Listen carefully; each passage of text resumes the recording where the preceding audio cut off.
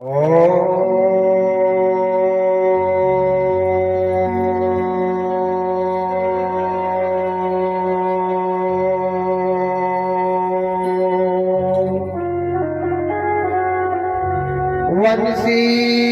विभूषित करा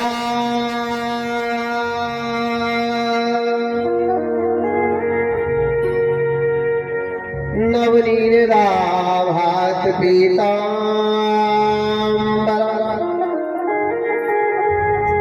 तरुणबिंब फलाधरुष्ठात् पूर्णेन्दु सुंदर मुखारविंदं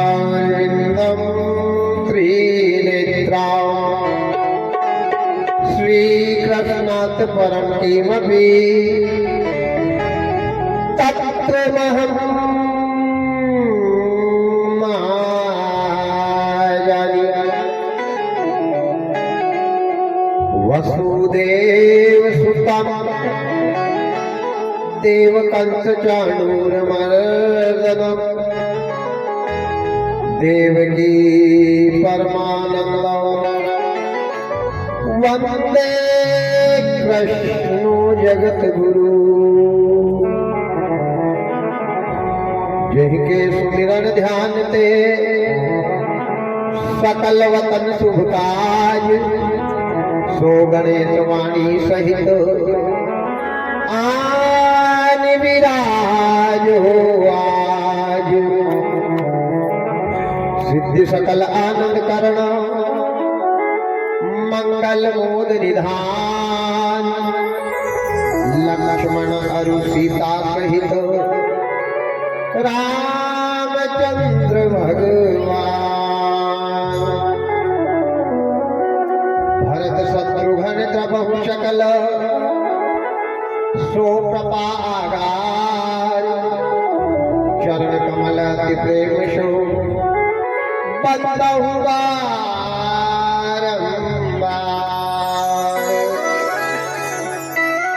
बंदहु पद धरि धरनी शिर महावीर हनुमान, आय की आसन लीजियो तेज पुंज बलवान। भागवत के तिलक में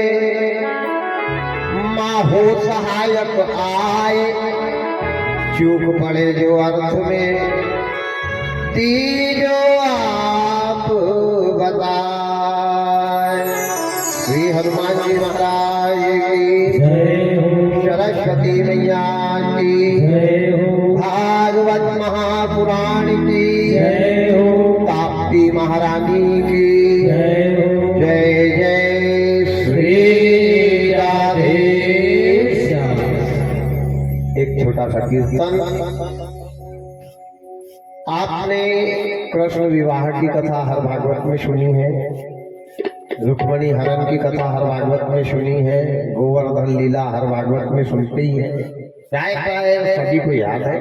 पर आज मेरा प्रयास रहेगा जो कथा हमने नहीं सुनी है उसको सुना करके अंतिम पौड़ पर चलेंगे। इसलिए छोटा सा कीर्तन। मन चल रे वृंदावन धाम, राधे राधे गाएंगे। मन चल रे वृंदावन धाम, राधे राधे गाएंगे। मन चल रे वृंदावन धाम, राधे राधे गाएंगे। मन चल रे वृंदावन धाम, राधे राधे गाएंगे। राधे राधे गाएंगे, श्यामा श्यामा गाएंगे। राधे राधे गाएंगे, श्यामा श्यामा गाएंगे। राधे राधे गाएंगे, श्यामा श्यामा गाएंगे। राधे राधे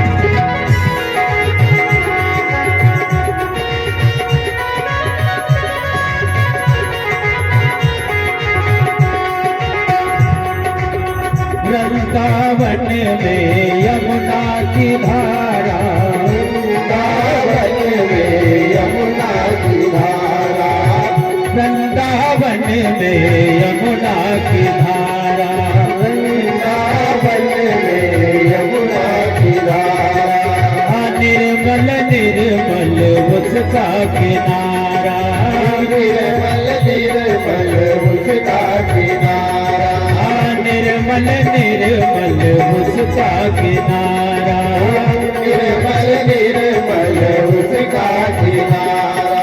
हाँ तुझे मिल जाए, तुझे मिल जाए राधे श्याम, राधे राधे गाएंगे। चल रे वृंदावन धाम, राधे राधे गाएंगे। मन चल रे वृंदावन धाम, राधे राधे गाएंगे। मन चल रे वृंदावन धाम, राधे राधे गाएंगे।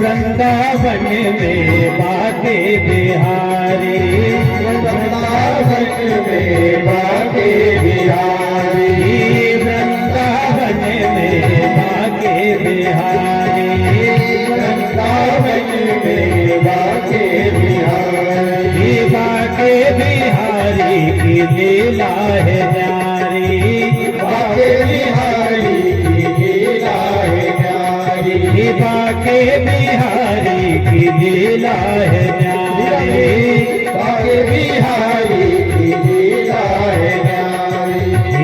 तेरे बन जाए, तेरे बन जाए बिगड़े काम, राधे राधे गाएंगे। चल रे वृंदावन धाम, राधे राधे गाएंगे। ये मन चल रे वृंदावन धाम, राधे राधे गाएंगे। चल रे वृंदावन धाम, राधे राधे गाएंगे। राधे राधे गाएंगे, श्यामा श्यामा गाएंगे, राधे राधे गाएंगे, श्यामा श्यामा गाएंगे। मन चल रे वृंदावन धाम, राधे राधे गाएंगे। चल रे वृंदावन धाम, राधे राधे गाएंगे। मन चल रे वृंदावन धाम, राधे राधे गाएंगे। चल रे वृंदावन धाम, राधे राधे गाएंगे। राधे राधे गाएंगे, श्यामा श्यामा गाएंगे, राधे राधे गाएंगे, श्यामा श्यामा गाएंगे। मोर मुकुट बंसी वाले की जय हो, हमारे सरकार की जय हो, वृंदावन धाम की जय हो, यशोदा मैया की जय हो, नंद के छैया की जय हो, गोवर्धन महाराज की जय हो। कल कंस का जन्म आपको बताया। कंस किसका बेटा है, कहाँ से आया, कब आया, कैसे आया। कंस के बाद देवकी का विवाह बताया। देवकी के विवाह के बाद देवकी के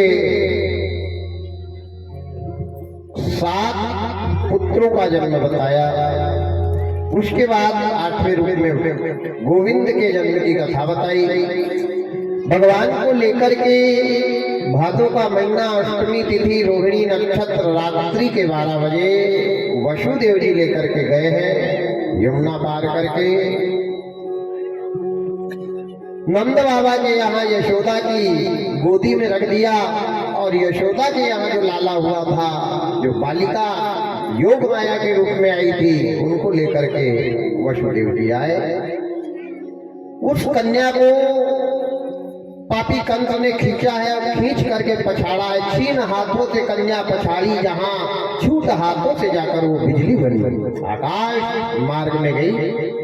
कड़ाकड़ कड़ाकड़ की आवाज हुई, आकाश वाणी हुई, ओ कंस तू मेरे को क्या मारेगा? तेरे को मारने वाला यदुवंशियों के यहाँ जन्म ले चुका है। बाल न बांका कर सके जो जग बैरी। चले गए गोविंद। अब राजा परीक्षित ने सुखदेव जी से प्रश्न किया, बड़ा सुंदर प्रश्न किया। क्या प्रश्न किया कि बाबा ये कन्हैया तो देवकी वसुदेव का बेटा है? बोले हाँ। तो बोले जन्म के बाद माँ बाप का नाम नंद और यशोदा का क्यों आया? ये नंद यशोदा कौन है? भाई बेटा मेरा फोकट में ही पड़ोसी के यहाँ मेहनत कर रहा है, उसका नाम रोशन कर रहा है, और पिता के सामने नंद का नाम लग रहा है, माँ के सामने यशोदा का नाम लग रहा है, तो ये नंद यशोदा कौन है? तो बोले ये नंद यशोदा को उनके कर्मों का फल मिल रहा है। बोले इन्हें ऐसे क्या कर्म किए थे, कब किए थे, कहाँ किए थे? भाई बेटा यशोदा का नहीं है, नंद का नहीं है, नाम नंद यशोदा का चल रहा है। जो जिंदगी भर से कारागार में है, जिसने जन्म दिया, जिसने 9 महीना तक गर्भ में रखा, उसका नाम ही नहीं, उसका आता ही पता नहीं। अब फुकट में यशोदा का नाम बड़ा हो रहा है, नंद का नाम बड़ा हो रहा है, तो हमारे को ये बताओ ये नंद यशोदा कौन है? ध्यान देना। इस जन्म में संतान का सुख पूर्वी जन्म में किए वाले कर्मों की प्रधानता से भी मिलता है, इसी जन्म की नहीं। 3 जन्म का पुण्य होना, कुछ करनी, कुछ कर्म का, कुछ पूरबले के। नंद यशोदा ने कब अच्छा काम किया था, कहाँ किया था, बहुत ध्यान से सुनना। और बेटे का सुख पाने के लिए कितना माता पिता को त्याग करना पड़ता है, तब जाकर बेटे का सुख मिलता है, फुकट में ही नहीं, बड़ा त्याग करना पड़ता है। आज नंद यशोदा का त्याग देखो, इनके कर्मों का फल है। और तुलसीदास जी बाबा कर्म को प्रधान बताते ही है, क्या कहते हैं? कर्म प्रधान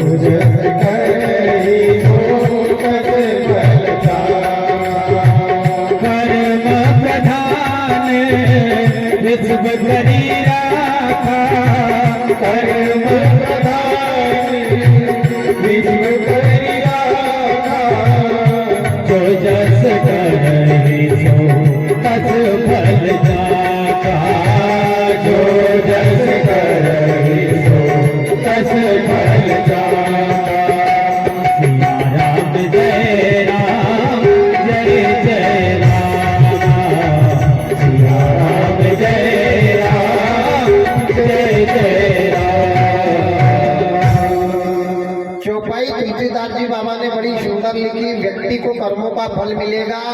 परीक्षित जी के पूछे हुए प्रश्न का उत्तर सुखदेव जी सुखताल तीर्थ में बैठ करके दे रहे हैं। ये नंद यशोदा कौन है? अच्छा एक बात और बता दूं, नंद कोई आदमी का नाम नहीं है। कोई कहे कि नंद आदमी का नाम है, नंद नाम नहीं है। नंद क्या है? एक पद है।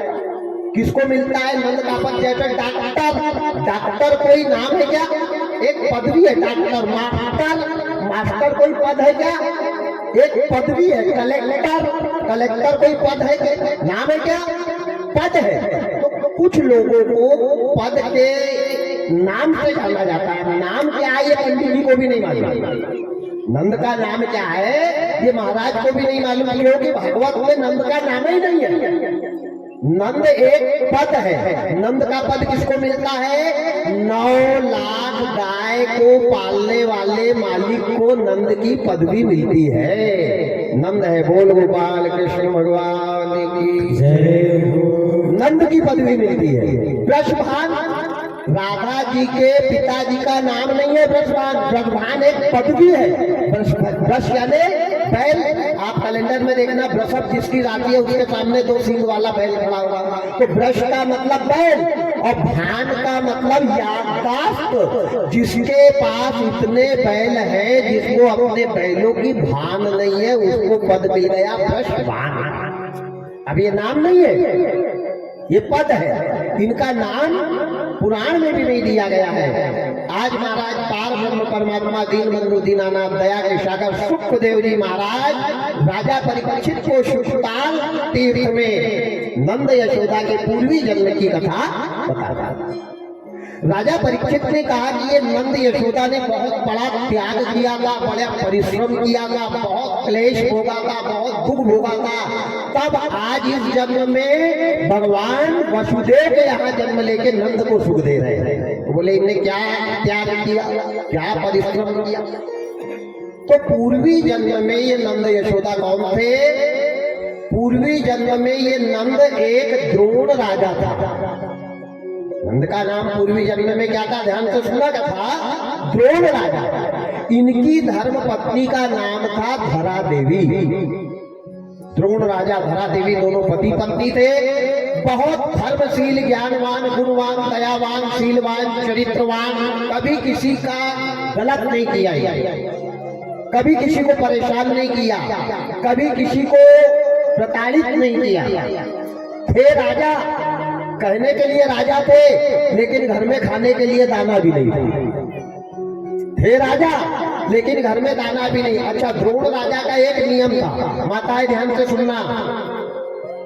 द्रोण राजा का एक नियम था कि जब तक 5 लोगों को अन्न का दान नहीं देते थे तब तक पानी का घूंट भी नहीं पीते थे। सबका अपना अपना तकिया कलाम होता है। कोई उठते बराबर तंबाकू खाता है, कोई उठते बराबर बीड़ी पीता है, किसी को रजाई के अंदर ही बेड टी होना एक कप, जब तक बेड टी नहीं पिएंगे तब तक बाहर नहीं निकलते। इसी प्रकार द्रोण राजा का नियम था कि पानी का घूंट भी पीने के पहले 5 लोगों को अन्न का दान देते थे। अच्छा, एक बड़ी विडंबना कि इनके यहाँ खेती नहीं, मकान भी खुद का नहीं, दुकान नहीं, व्यापार नहीं, ब्याज का धंधा नहीं, नौकरी नहीं, कुछ नहीं। अब अनाज आता कहाँ था? मैं आप लोगों से निवेदन कर रहा हूँ, धर्म करने के लिए धन की जरूरत नहीं है, और जो धर्म के कार्य में धन लग जाए वो धर्म का कार्य कभी सफल नहीं होगा। धर्म के कार्य में भगवान को धन नहीं लगता, भगवान को सच्चा मन लगता है। धन किसको लगता? पंडित जी को। धन किसको लगता? पेंट वाले को।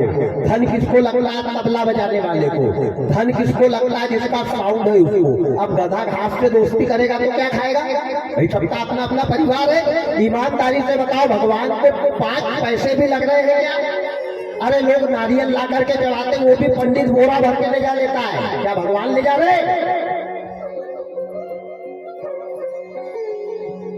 उस परमात्मा के माध्यम से जन सैलाब का भरण पोषण हो रहा है, उसको कुछ नहीं लगता।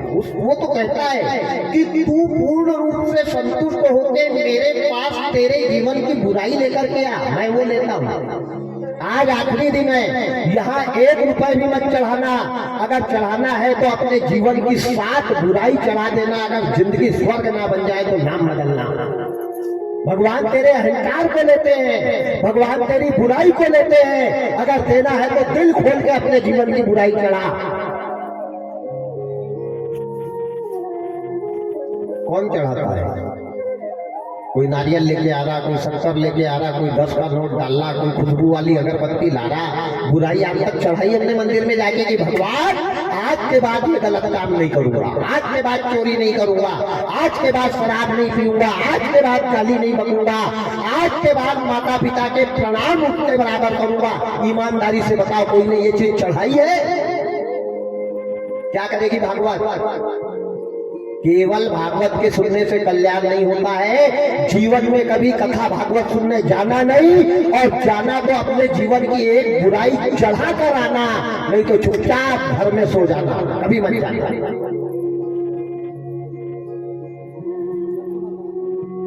क्या चढ़ाया हमने, क्या दिया हमने, क्या देंगे हम, क्या ताकत है हमारी देने की?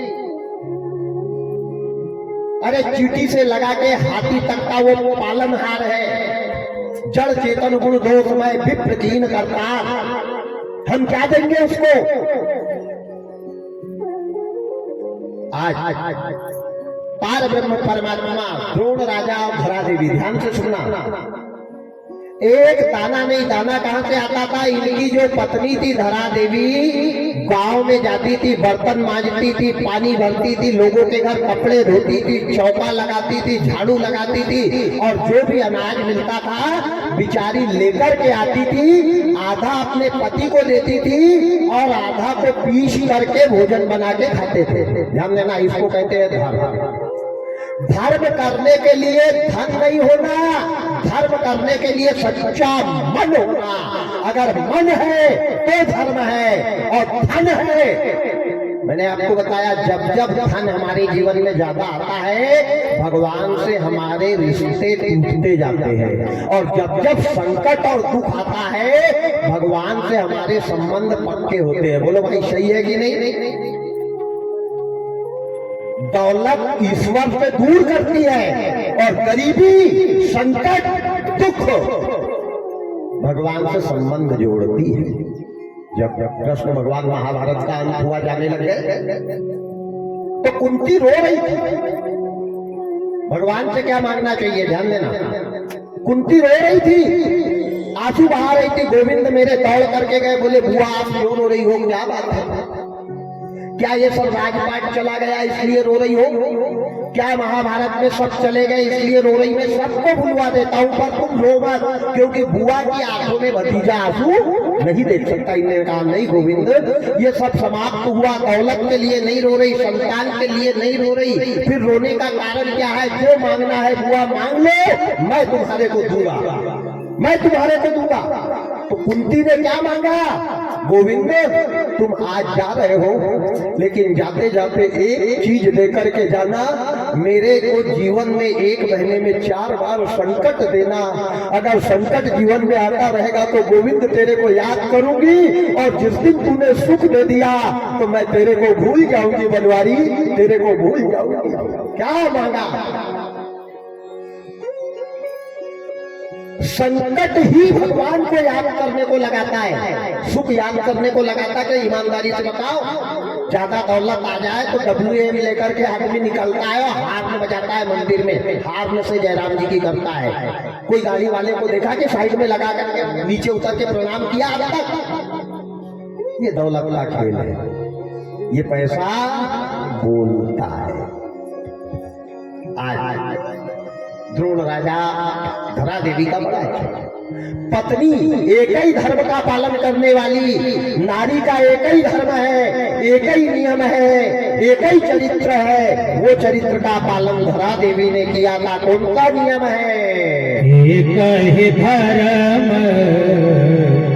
एक व्रत नेमा, एक ही धर्म एक व्रत नेमा, आय वचन मन अति पथ देवा, आय वचन मन अति पथ देवा। एक ही धर्म एक ही धर्म एक व्रत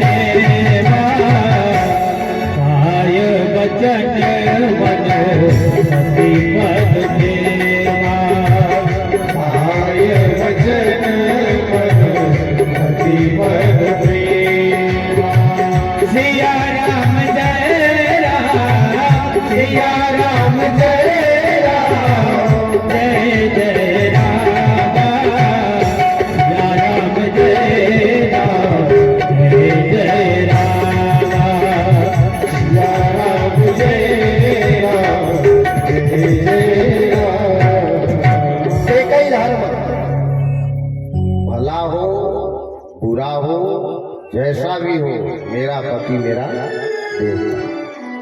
धन्य है माता, पति की शरण में रहकर के मजदूरी कर रही, लेकिन कभी ये नहीं कहा। दुनिया की माताएं ध्यान देना, जो जेवर के लिए, वस्त्र के लिए, मेकअप के लिए पति की खोपड़ी खाती है, उन्हें ध्यान देना। क्या ये नारी को जेवर मिले? अरे दुनिया की माताओं को सोना पहनने को मिलता है, चांदी पहनने को मिलता है, पीतल पहनने को मिलता है, जर्मन पहनने को मिलता है, लोहा पहनने को मिलता है, प्लास्टिक के जेवर को पहनने को मिलते ही है। पर ये ऐसी अभागी थी, पति की सेवा करती थी, लेकिन तन पर एक तो जेवर रह जाए। हीरे मोती से शोभा नहीं है हाथ की। तन को सुंदर मत बनाओ, मन को सुंदर बनाओ, क्योंकि मन की सुंदरता पे ईश्वर रीझता है और तन की सुंदरता पे ये दुनिया के लोग रीझते हैं। इसलिए मन को सुंदर बनाओ। तोरा मन दर्पण कहलाए, भले बुरे सारे कर्मों को देखे और दिखाए। तोरा मन दर्पण कहलाए। मन को दर्पण बनाओ, तन को नहीं। तन को जोगी मत बनाओ, मन को जोगी बनाओ। धरा देवी नित्य प्रतिदिन यही कर, लेकिन कभी तो अपने पति को ये नहीं कहा कि काय के लिए मेरे साथ शादी करी, काय को लाया होगा, मैंने तो बाप के आए किए ही नहीं भाई, तुम्हारे घर में ठेका लिया है। ना, सीताराम सीताराम सीताराम कहिए, जाही विधि राखे राम, ताही विधि रहिए। बड़ा आनंदमय जीवन व्यतीत हो रहा। अच्छा, इनके पति राजा थे, ना कहीं काम करने जाना, ना कहीं मजदूरी करने जाना, ना कहीं मेहनत करने जाना, बस दान देना। पत्नी लाती थी, आधा अनाज लेते थे, 5 आदमी को दान देते थे और दिन भर कुर्सी पर बैठे रहते थे। अजगर करे न चाकरी, पंछी करे न काम, और दास मलूका यूं कहे, सबके दाता राम।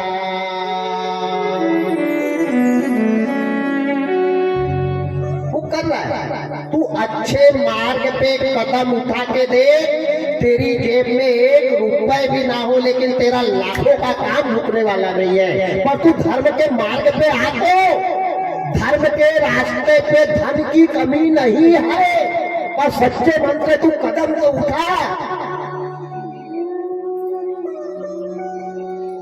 आगे तो आ। तुलसी पंछी के पिए घटे न सरिता नीर, और धर्म करे धन ना घटे, जो चाहे रघुवीर। कर दो, दे दो।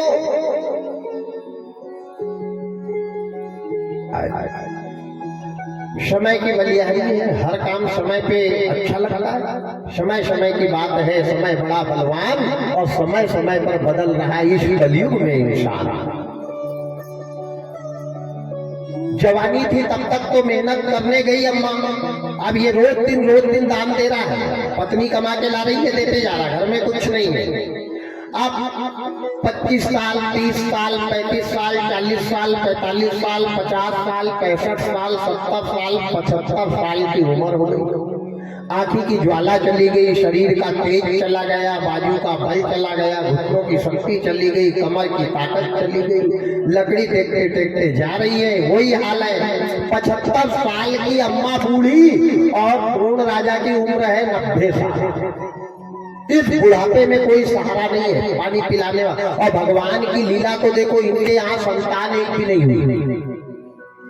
धर्म करने वाला संकट में था, संकट में है, संकट में रहेगा। जिनने जिनने धर्म के मार्ग पे कदम बढ़ाया है, प्यारे संकट उनके पीछे रहा है। पर सत मत छोड़े सूरमा, सत छोड़े पथ जाए। हरिश्चंद्र सत्य पे चलते थे, क्या हाल हुए?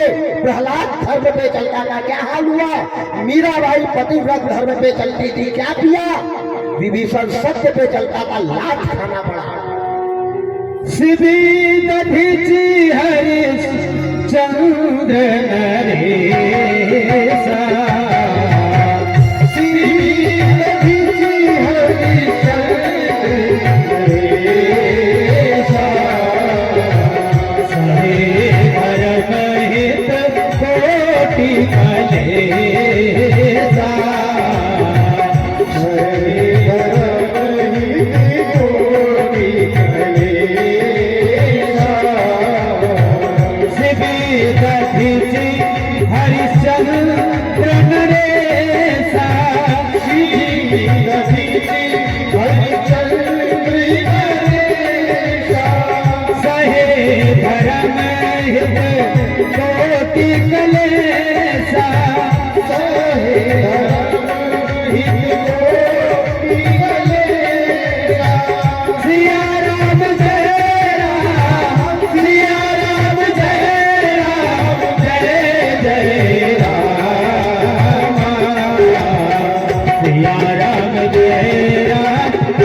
जय रामा सिया राम जय राम जय जय रामा सिया राम जय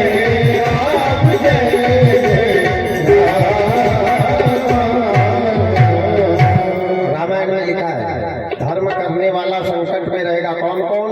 शिबी दधीची हरिश्चंद्र नरेशा काय के लिए सहे धर्म हित कोटि कलेशा क्लेश का सामना करना ना आसान नहीं है धर्म कि फोड़ दिया नारियल और नरवट्टी बुचड़े चढ़ा दिया गोला लाके घर में भूल के साथ खा रहे हैं, ये धर्म नहीं है, ये तो पेट भरना है, ये धर्म है।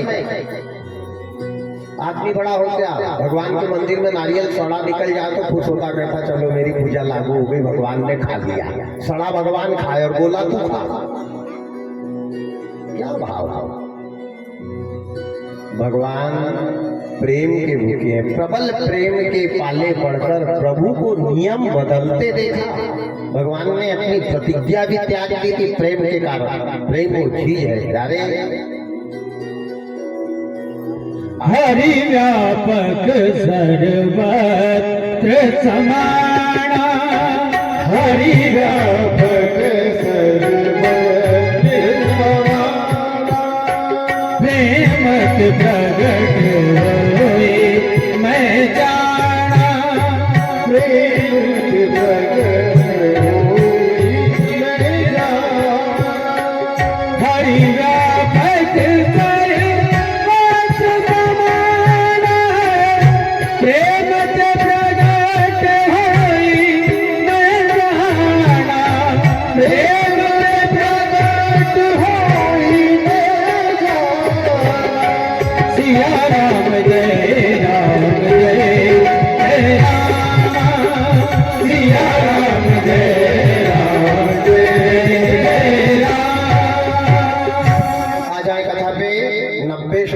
द्रोण राजा 75 साल की धरा देंगे।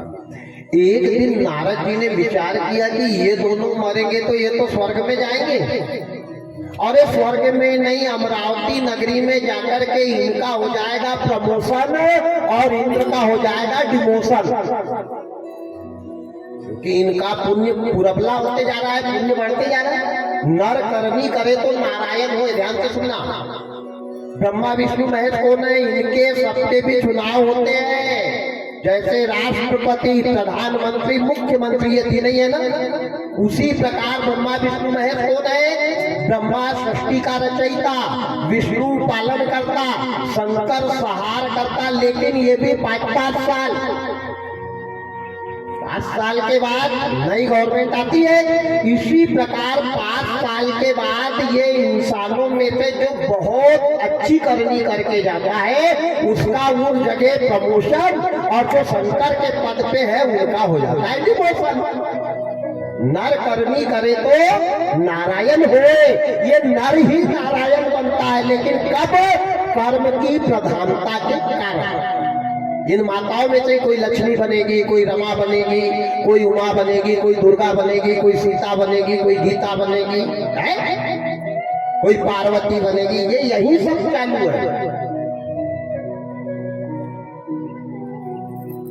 तो नारद जी ने सोचा ये राजा का पुण्य पुरबला हो रहा है, 5 साल से लगा के 90 साल की उम्र हो गई, आज तक दरवाजे पे 5 भिखारी को खाली नहीं जाने दिया। जब तक दान नहीं देता तब तक पानी नहीं पीता।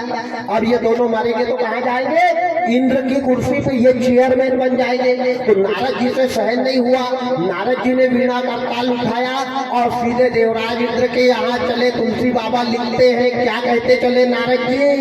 एक बार कर तल कर वीणा, एक बार कर तल कर वीणा, गावै हरि गुण गान मदीना, गावै हरि गुण गान मदीना।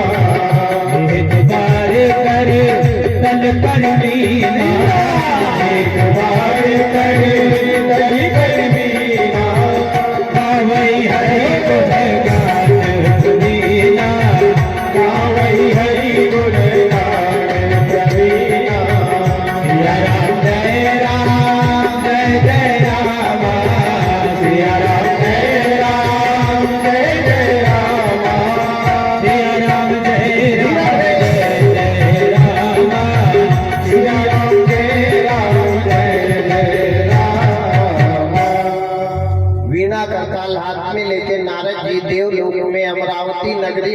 बद्रिका आश्रम से चले, नारायण नारायण नारायण नारायण। देवराज इंद्र के यहाँ जैसे गए, देवराज इंद्र आसन छोड़ के खड़े हो गए, आओ नारद। नारद का मतलब है जिसकी बात कभी ना हो रद्द, वो है नारद। कई लोग गांव में कहते हैं मेरे गांव में एक नारद है, वो शांत है। अरे गांव में जिस दिन नारद हो जाएंगे 400 राम पैदा हो जाएंगे। ये चुगली बताने वाले, इसकी उसकी खोपड़ी फुड़वाने वाले को नारद मत कहना, उनको कायर कहना। नारद कोई साधारण नहीं है। नारद के सामने भगवान भी झुकते थे, वो थे नारद। अस्तो माँ सदगमय तमसो माँ ज्योतिर्गमय मृत्योर् माँ मृतंगमय। नारद गांव में हो जाए, नारद घर में हो जाए, नारद मोहल्ले में हो जाए, राम राम राम। आगी लगाने वाले, लड़ाई करवाने वाले को नारद नहीं कहना, कायर कहना। नारद देव। आज नारद जी का अमरावती नगरी में जाना हुआ, इंद्र का हाथ जोड़ के खड़ा होना, देखो उसको कहते हैं नारद। जिसके सामने सब झुक जाए वो नारद।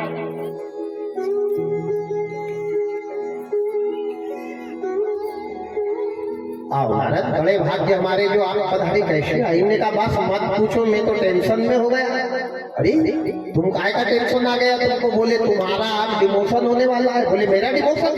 अच्छा, कोई आदमी को एक बार कुर्सी मिल जाए तो ईमानदारी से बताओ वो कुर्सी छोड़ना चाहेगा? फिर चाहे भले 2 एकड़ और बिक जाए, और मेरी कुर्सी नहीं जाए। ये कुर्सी की लड़ाई आज से नहीं है, ये सदा से चली आई है। वो त्रेता युग से चली है, अयोध्या से है। कुर्सी की लड़ाई आजकल की नहीं है, बहुत पुरानी लड़ाई है। और ये लड़ाई तो देवताओं ने भी की है। स्वागत लाग करे सब प्रीति, सुर नर मुनि सबकी यही रीति। तो देवराज इंद्र घबरा गए, नारद कुछ भी उपाय करो, चाहे जो भी करना पड़े, मेरी कुर्सी नहीं जाना चाहिए। चाहे कंबल बंटवाना पड़े, चाहे पौवा बंटवाना पड़े, कुर्सी मेरे को ही मिलना चाहिए। आज तक चुनाव में कोई ने गीता भागवत रामायण बंटवाई क्या? ईमानदारी से बताना, बंटवाई क्यों? आज तक एक एक किलो चावल कोई ने घर में बंटवाए क्या? रात में पेटी की पेटी वो बंटवाई है कि पियो लंबे पड़ो, जाओ जल्दी, सत्यानाश हो गया देश का। और बांटने वाले की गलती नहीं है। जिसके गांव में एकता हो जाए ना, तो ऐसे बांटने वाले गांव में घुस जाए, अरे राम राम राम राम राम। मैं सदरा के युवाओं को जागृत कर रहा हूँ कि ऐसे पाखंडी, ऐसे पापी, ऐसे लोग हमारे गांव के जन सैलाब को बिगाड़ने के लिए सामग्री देते हैं, तो उनका बिल्कुल विरोध करना चाहिए और गांव के बाहर उनको भगाना चाहिए। अभी भी हम सावधान नहीं हुए तो ध्यान देना हमारी पीढ़ी के साथ क्या होने वाला है।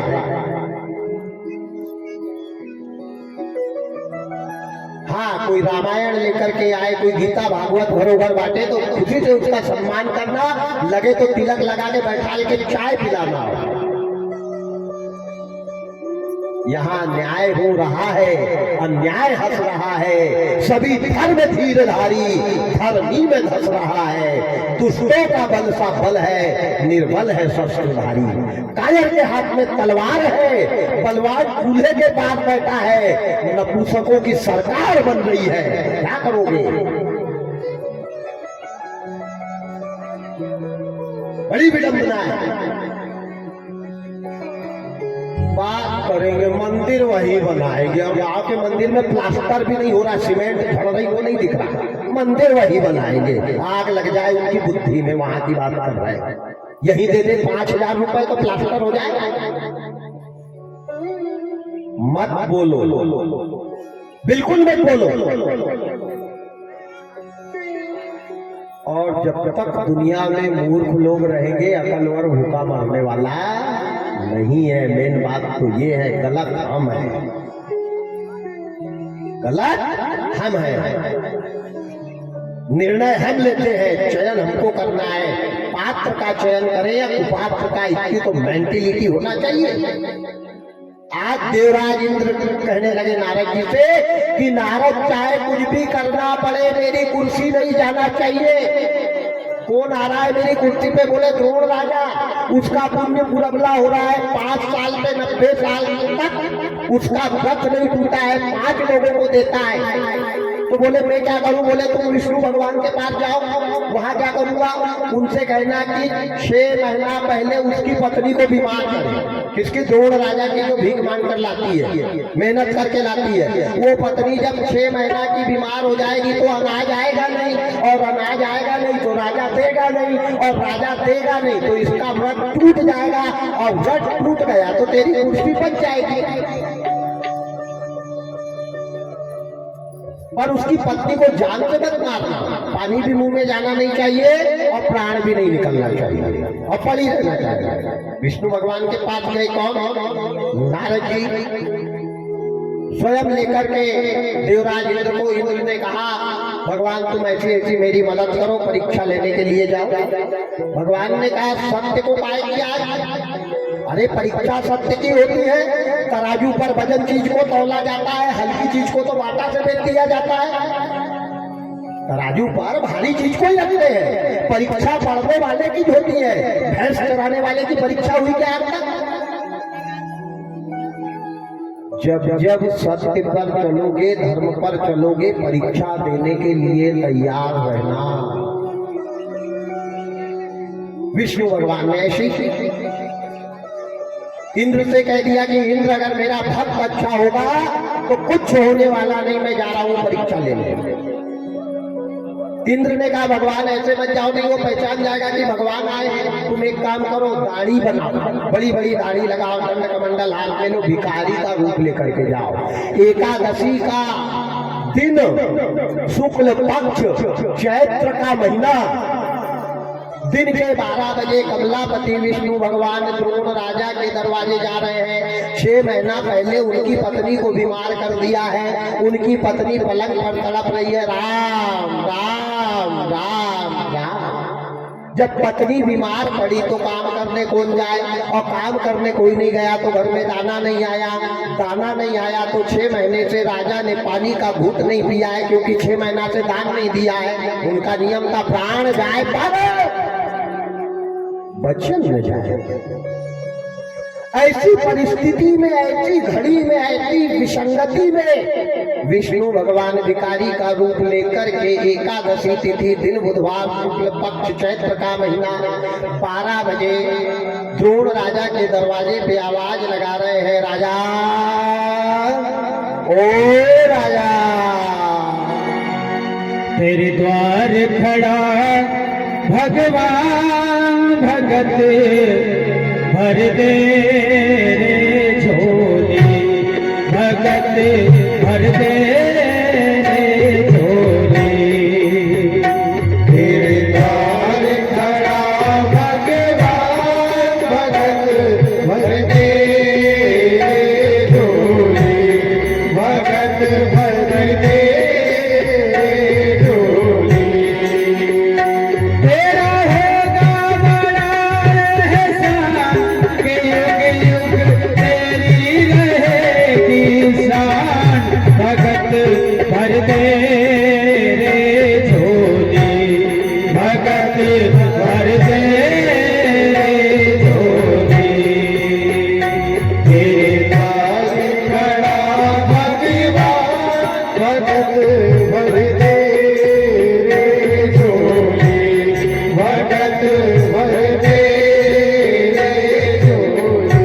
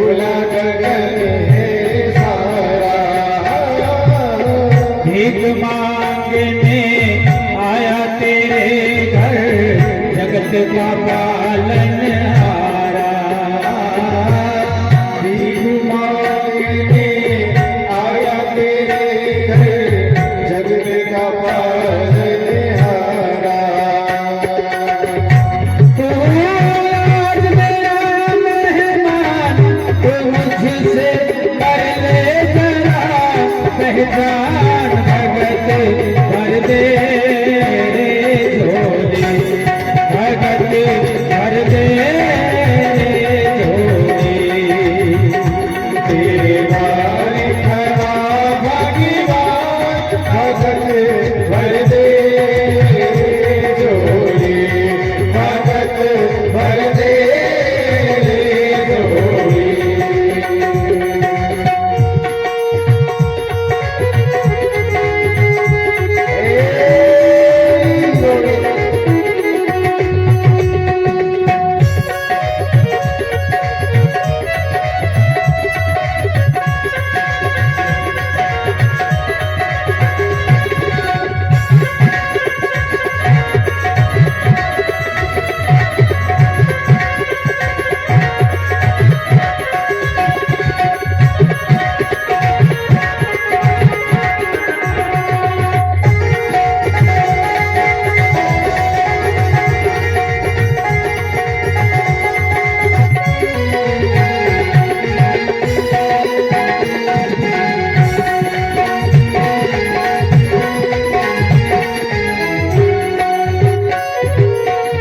आज लौटा ले सर्वस्व अपना मान ले करना मेरा आज लौटा ले सर्वस्व अपना मान ले करना मेरा मिट जाएगा फल में तेरा जन्म मरण का तेरा जन्म मरण का फेरा तू छोड़ सकल अभिमान हमारे कर ले रे तू अपना दान भगत भर दे रे झोली भगत भर दे रे झोली तेरे द्वार खड़ा भगवान भगत भर दे रे झोली भगत भर दे रे झोली तेरे द्वार खड़ा भगवान भगत भर दे रे झोली भगत भर दे रे झोली भगत भर दे रे झोली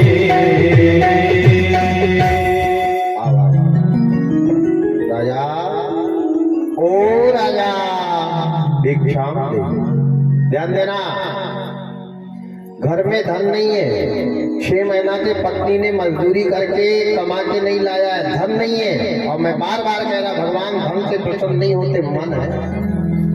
पत्नी 6 महीना की बीमार पड़ी, राजा पत्नी के सिराने बैठा है, रो रहा है कि देवी क्या हो गया, भगवान क्या हो गया। चम्मच से पत्नी के मुंह में पानी डाल रहा है, पानी भी मुंह में से बाहर निकल रहा है, रो रहा है। राजा का पत्नी के सिराने बैठ करके रोना और भगवान का भिखारी बनकर इंद्र के कहने पे परीक्षा लेने जाना। आवाज लगाई, राजा दौड़ करके राजा है। बाबा याचक भिक्षुक, घर में कुछ नहीं है, सोफा सेट नहीं है, कुर्सी नहीं है, चटाई नहीं है, एक फटा सा बोरा बिछा दिया। गरीब के यहाँ दौलत नहीं मिलेगी, खाने पीने को नहीं मिलेगा, लेकिन याद रखना, गरीब के यहाँ जो आत्मा से प्रेम मिलेगा वो धनपति उनके यहाँ क्या मिलेगा मेरे भाई।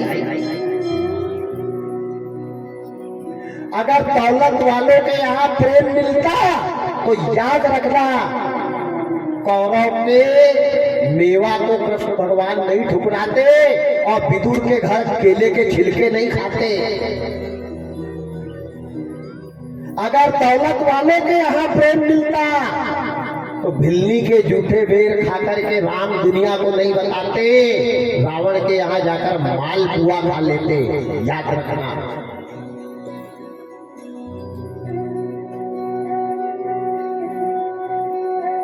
दौलत से हम धर्म खरीदना चाहे, दौलत से हम ज्ञान खरीदना चाहे, दौलत से हम भगवान को खरीदना चाहे तो ये पॉसिबल नहीं है मेरे भाई।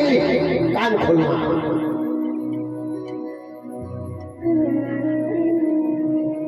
भगवान किसके दरवाजे गए?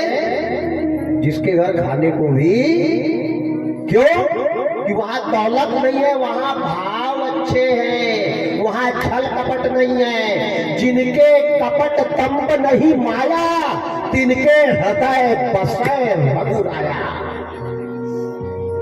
वहां छल कपट नहीं है, द्वेष नहीं है, अहंकार नहीं है, घमंड नहीं है, झूठ नहीं है, फरेब नहीं है, कपट नहीं है, छल नहीं है। वहां गए कौन? भगवान। बोलो गए कि नहीं?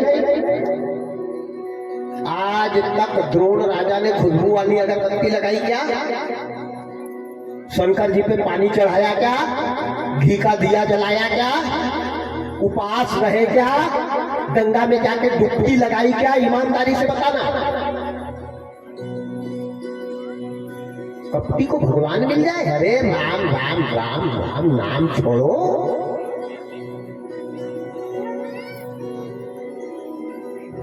द्रोण राजा है बाबा, ये कपड़े लेकर के प्रांगण के अंदर कोई भी नहीं आएगा, नहीं मैं आरती कर दूंगा। जो भी लेके आए हैं उधर बैठे रहे और देना भी नहीं है शाम तक। इस परिवार को पुनः जितने भी मेहमान आए हैं, इनके काका बाबा मामा मामी सास ससुर फूफा फूफी जो भी आए हैं, इस कार्यक्रम में, इस कार्यक्रम के आयोजक कर्ता के परिवार को और आयोजक को किसी प्रकार का कोई वस्त्र नहीं देगा। बुरा बिल्कुल मत मानना, और ये किसी प्रकार का वस्त्र लेंगे भी नहीं। और जिनने लाया है तो चुपचाप से अपने मोटरसाइकिल की डिक्की में रख दो दबा के, और जब देना रहेगा इनको बढ़िया लेने आना, घर ले जाना, मालपुआ बनाना, खिलाना और फिर इनको पहनाना। यहाँ कोई कपड़े नहीं देगा। एक बार और निवेदन, इस बात का विशेष ध्यान देवे, और इसके बाद अगर वो मना करे तो फिर बुरा मत मानना। इसलिए मैं मंच से सूचना दे रहा हूं, किसी प्रकार की ऐसी विडंबना ना करें। आए अपनी कथा में, अभी टाइम भी है, 1 घंटे का टाइम है। आज द्रोण राजा ने याचक को बुलाया। याचक यानी भिखारी, ये नहीं पहचाना कि भगवान है। ना जाने किस भेष में आज आए भगवान, किस रूप में कब कहा किसको मिल जाए इसका कोई भरोसा नहीं है।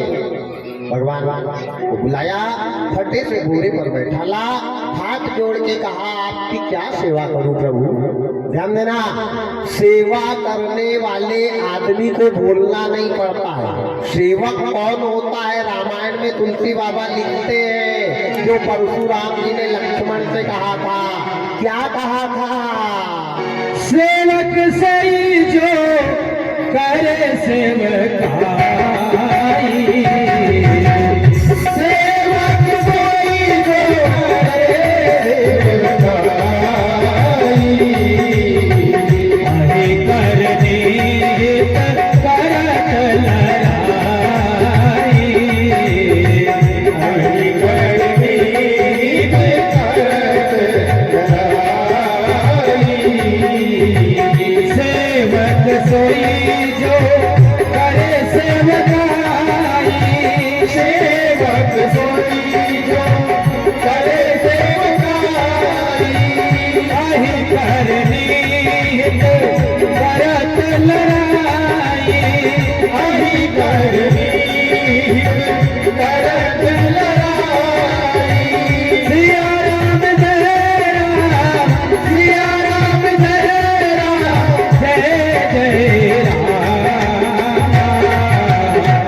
सिया राम जय राम, जय जय राम, सिया राम जय राम, जय जय राम, सिया जय राम, जय जय राम। सेवक वो होता है जो बिना बताए सेवा का काम करे। पिताजी ने पुत्र को आवाज लगा के पानी मंगवाया तो वो सेवा नहीं है। पुत्र वो है जो पिताजी बाहर से आए और पुत्र ट्रे में पानी लेकर सामने खड़ा हो जाए।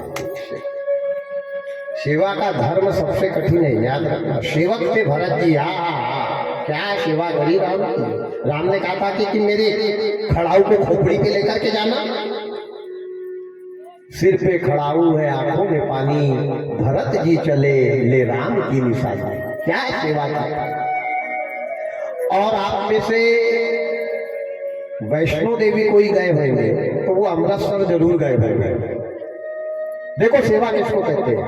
अमृतसर में करोड़पति सरदार लोग हेलीकॉप्टर पे आते हैं, खड़े कहाँ रहते, जहां हम जैसे यात्री जाकर के अपनी जूता चप्पल रखते ना, वहां वो जूता चप्पल को हाथ में लेकर और रुमाल पे पोंछ कर माथे से लगाकर रखते हैं। बताओ रखते हैं कि। और हमारे यहाँ भागवत में भक्तों के जूता चप्पल चोरी हो रहे हैं। कितना फर्क है, कितना फर्क है। तो कथनी और करनी में जमीन आसमान का फर्क है। कथनी तो कोई भी कर लेता है, करनी करो। आज करनी तो नहीं हो रही, कथनी तो सब ऐसा नहीं, इधर कर लेना तो जाके हाथ लगा दे तू। ज्ञान तो फुकट में मिल रहा है आज। उपदेश देने वाले हजार हैं, उपदेश देने वाले ही उपदेश का अनुसरण नहीं कर रहे हैं, यही दुख का कारण। अनुसरण द्रोण राजा बाबा घर में दाना नहीं है, कुछ नहीं, 6 महीना के प्यासे हैं। इनने का आदेश करो, क्या सेवा करें।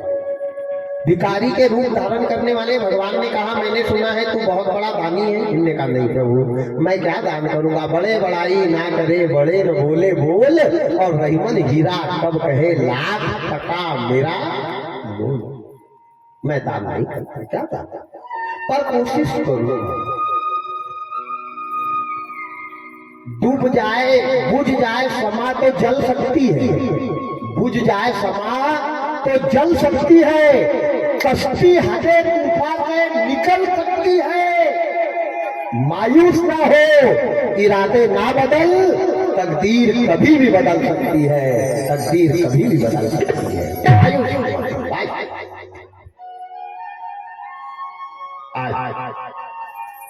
द्रोण राजा ने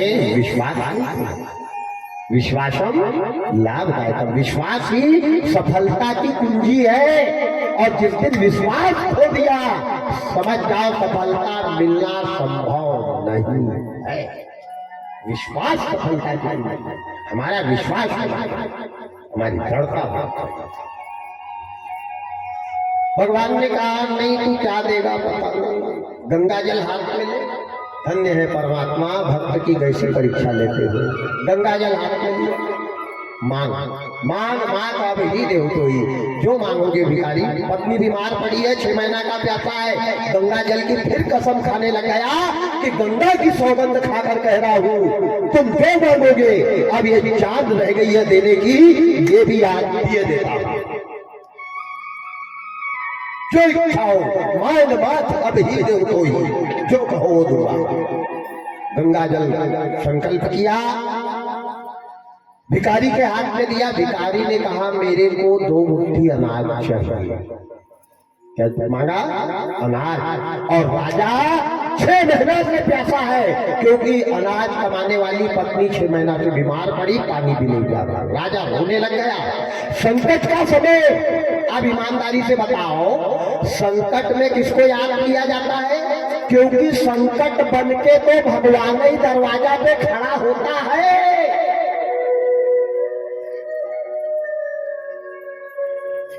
जब भी संकट आए समझ जाना भगवान हमारे दरवाजे पे परीक्षा ले रहा है, काल नहीं है। संकट भगवान को ही कहते हैं। बलि के लिए वामन भगवान संकट बने थे, मोरक ध्वज के लिए कृष्ण भगवान संकट बने थे, हरिश्चंद्र के लिए विश्वामित्र संकट बने थे,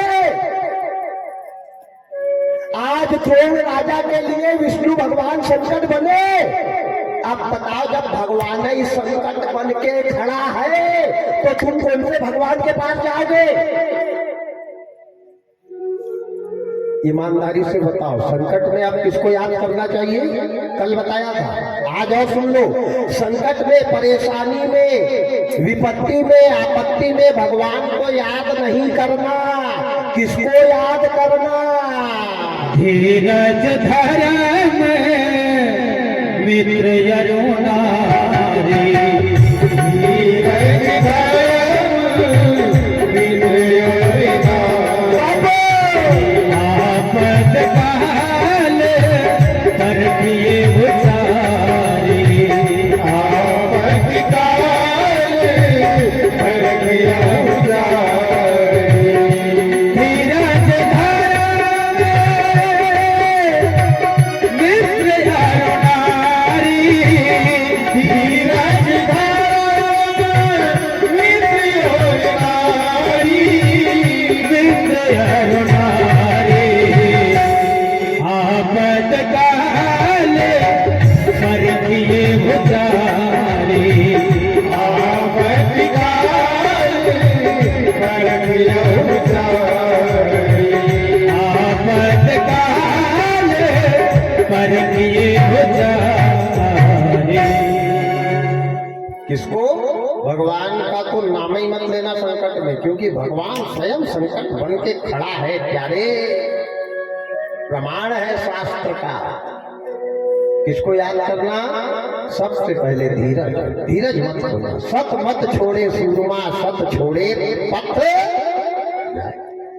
धीरज संकट रूपी दानव को मारने के लिए धैर्य रूपी तलवार अगर आपके पास है तो आपका बाल बांका भी होने वाला नहीं।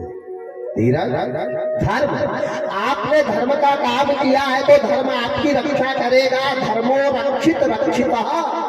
धीरज धर्म, तीसरा मित्र, चौथा नारी। कौन सी नारी?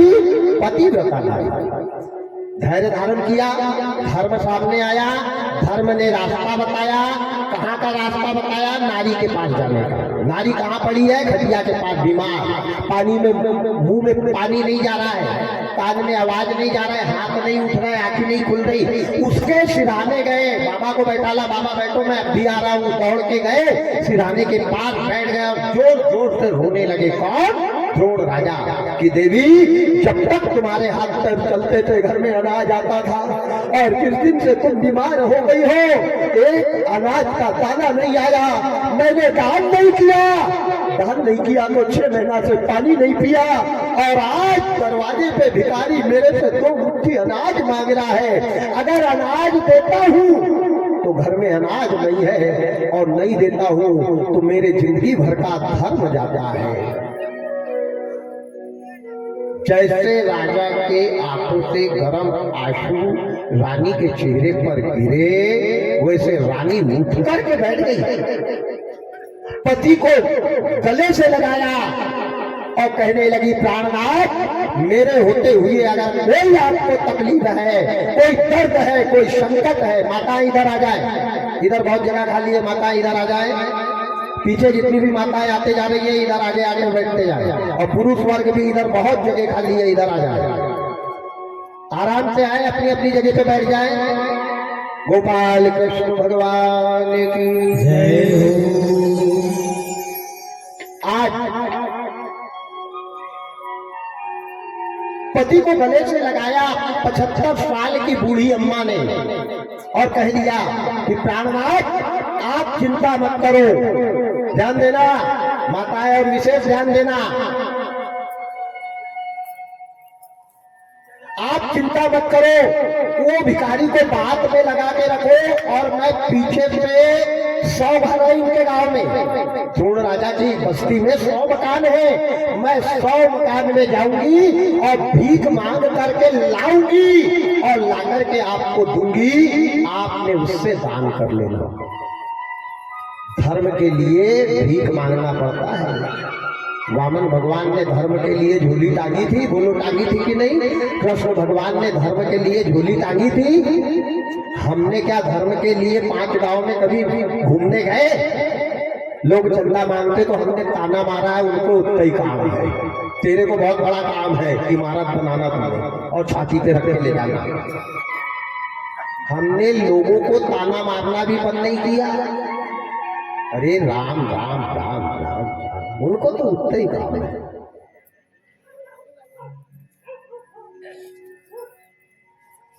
75 साल की बूढ़ी 6 महीना की प्यासी, आंखी में दिख नहीं रहा, चक्कर आ रहे, शरीर लकड़ी के जैसा हो गया। लेकिन पति के धर्म को रखने के लिए रानी भीख मांगने गई। इधर राजा दौड़ के आए और भिखारी को बहला रहे हैं। क्या बहला रहे कि वो बात ऐसी है बाबा, हमारे यहाँ की जरा आज गांव में एक फलदान का काम है, वहां गई है, कोठी की चाबी उसने ले गई। भगवान जानते हैं जिनके घर में एक दाना नहीं है वो कोठी को क्या करेगा, लेकिन भक्त के भाव कितने प्रबल है कि भिखारी खाली नहीं जाए, इसको रोक के रखूं पत्नी के आगे का। मेरी देवी गांव में गई है, अभी आती है, चाबी ले गई बाबा थोड़ी देर में। अब 6 बजे की पत्नी निकली, 7 बज गए, 8 बज गए, 9 बज गए, 10 बज गए, 10 बजे तक नहीं आई।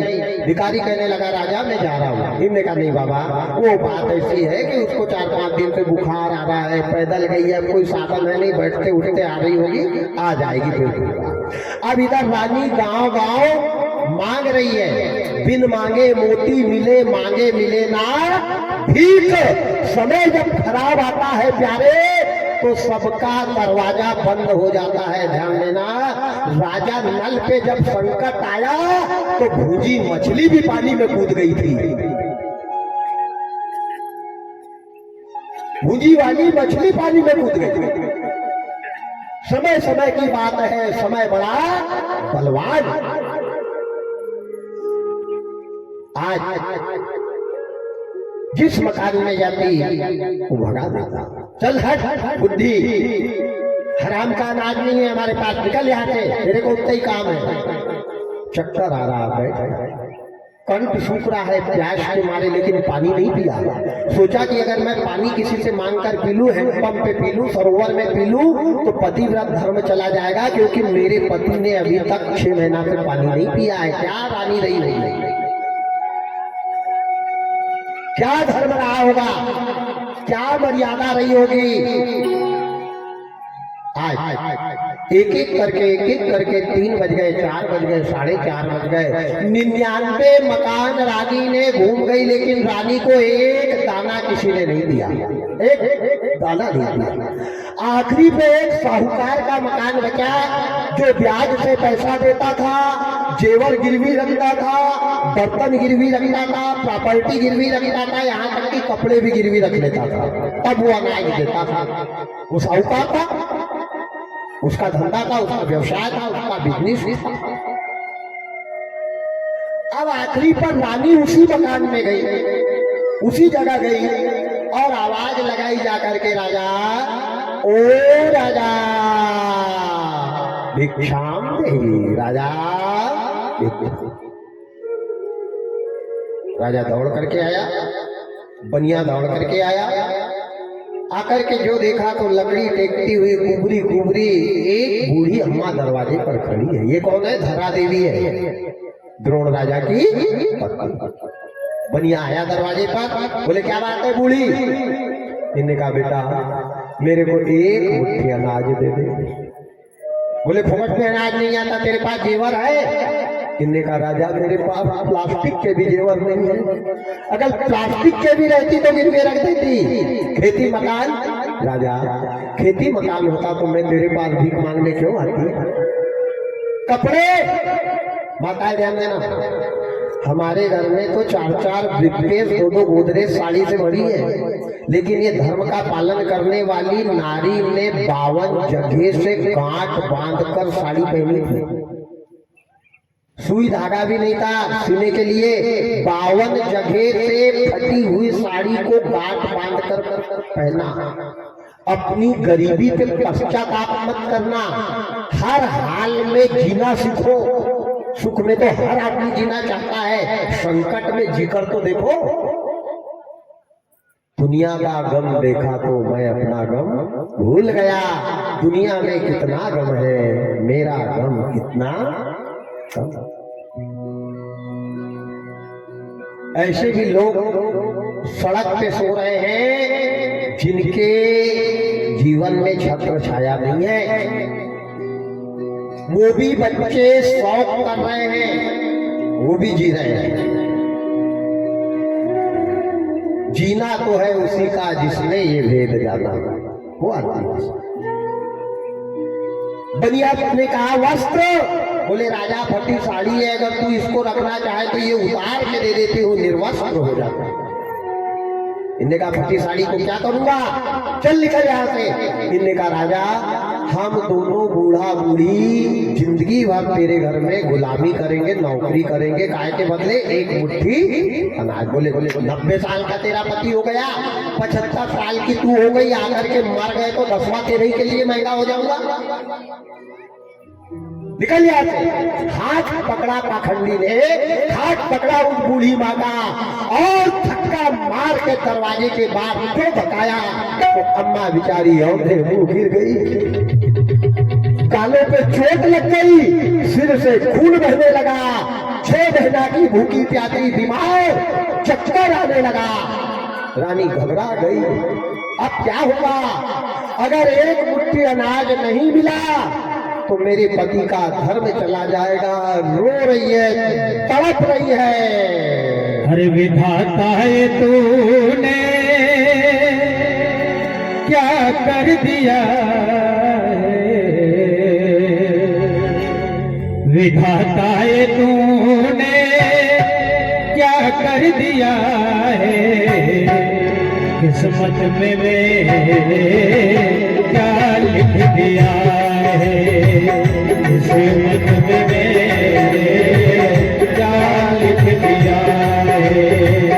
विधाता है तूने क्या कर दिया है, विधाता है तूने क्या कर दिया है, किस्मत में मेरे क्या लिख दिया है, किस्मत में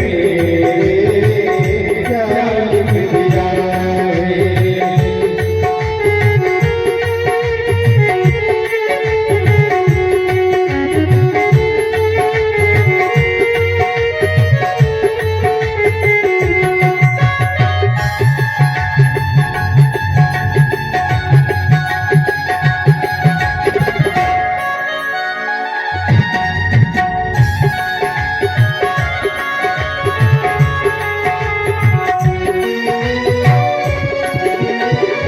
विधाता एक ऐसी घड़ियां बनाई, विधाता एक ऐसी घड़ियां बनाई, एक पत्थर से है धरा देवी, एक पत्थर से है धरा देवी, मेरे नसीब में लिख दिया है, मेरे नसीब में क्या लिख दिया है, किस्मत में मेरे क्या लिख दिया है, किस्मत में मेरे क्या लिख दिया है।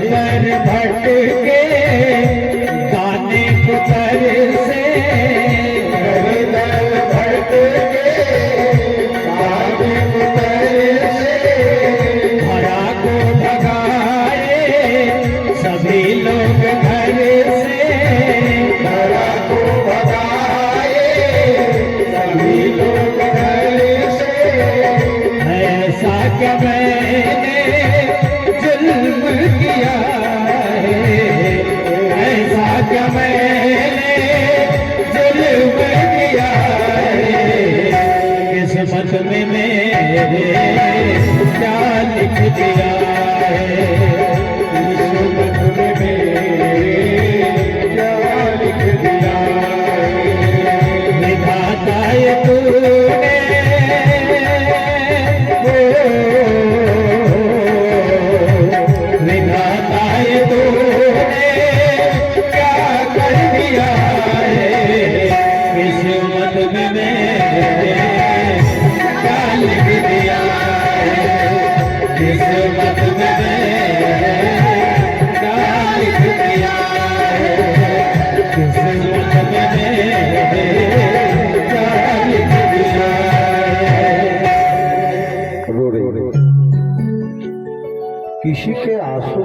क्या समझेगा, किसी के दर्द को कोई क्या समझेगा।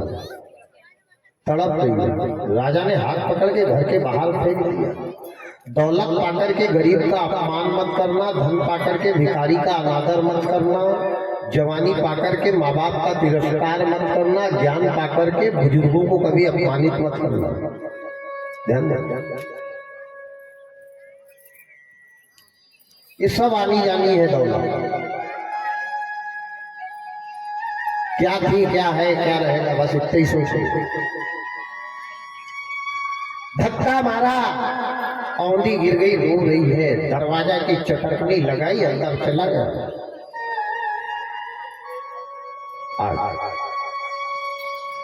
रानी ने सोचा भगवान अगर अब यहाँ भी अनाज नहीं मिला तो खाली हाथ जाऊंगी, खाली हाथ जाऊंगी। भिखारी घर में जाएगा, भिखारी घर में जाएगा, मेरे पति के जिंदगी भर की कमाई रूपी धर्म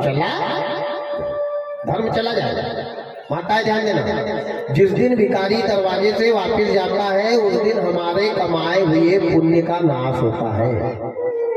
एक घड़ी आधी घड़ी, आदि में पुनियाद, तुलसी संगत साध की हरे कोटि अपराध। देना चाहिए, भिखारी को कभी खाली नहीं भेजना। और याद रखना, भिखारी को कभी बासी भोजन नहीं कराना, ना जाने किस भेष में आ जाए भगवान। एक तो भोजन कराना नहीं, भिखारी को कराना तो बासी अपनी औलाद को खराना, गरम गरम चार की जगह दो ही देना, कहना बाबा खाओ। अरे किसी को कुछ दे मत, और दो तो लेने वाले को आनंद आ जाए तो दे, नहीं तो काय को दे रहे हो। सब्जी सड़ रही, बाबा तू खा ले। 4 दिन की सूखी पूरी पड़ी है, बाबा ले जाए गट्ठा भर के। जब गरम थी तब तो भगाया उसको, अब गट्ठा भर के दे। इतना आसान नहीं है दान देना। लोग भिखारी को मटकड़ा देते हैं, और ग्रंथ कहता है कि भिखारी को अगर गेहूं देना है तो अपने खाने के लिए बिन चुन के जो रखा वो दो। जैसा दोगे वैसा लोगे, जो जस करे सो तस फल चाखा। यहाँ तो आरती की थाली में टेप लगी वाली नोट चलाई है, हम भी 1 नंबर के दानी है।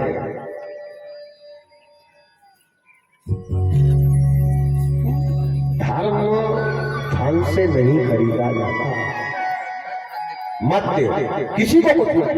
अब दे तो अगले ने नाम लेना चाहिए कि यार ये किसी ने कुछ दिया, तो दे।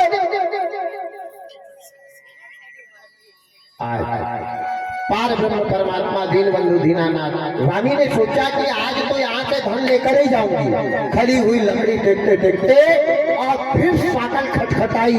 जैसे साकल खटखटाई, राजा क्रोधित होकर के आया और कहा, बूढ़ी तेरे समझ में नहीं आ रहा है?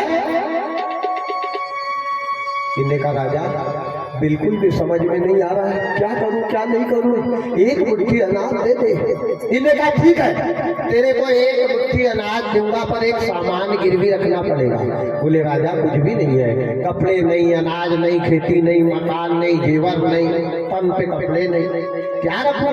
बोले, है एक सामान गिरवी रखेगी? इन्हें कहा, बिल्कुल गिरवी रखूंगी। आज गले काट के रखवाएगा। मरना तो आज भी है, कल भी है। मरना है तो धर्म के लिए मरो, मरना है तो माँ बाप के नाम के लिए मरो, मरना है तो गौ गीता गंगा के लिए मरो, मरना है तो संतों की रक्षा के लिए मरो, मरना है तो बहन बेटी की लाज बचाने के लिए मरो, मरना है तो देश के लिए बलिदान हो जाओ। नहीं तो फिर कुत्ते भी मरते हैं। उनके मरने में और हमारे मरने में फर्क क्या है? मरना मरना सब कहे, मरना न जाने कोई, और एक बार ऐसा मरेगी तुझे मरना ना हो। मरना इतना आसान नहीं, मूर्खों को मौत भी नहीं आती, मरने के लिए भी अकल होना। फोकट में मौत आ जाए, नाम छोड़ो, हलवा थोड़ी है।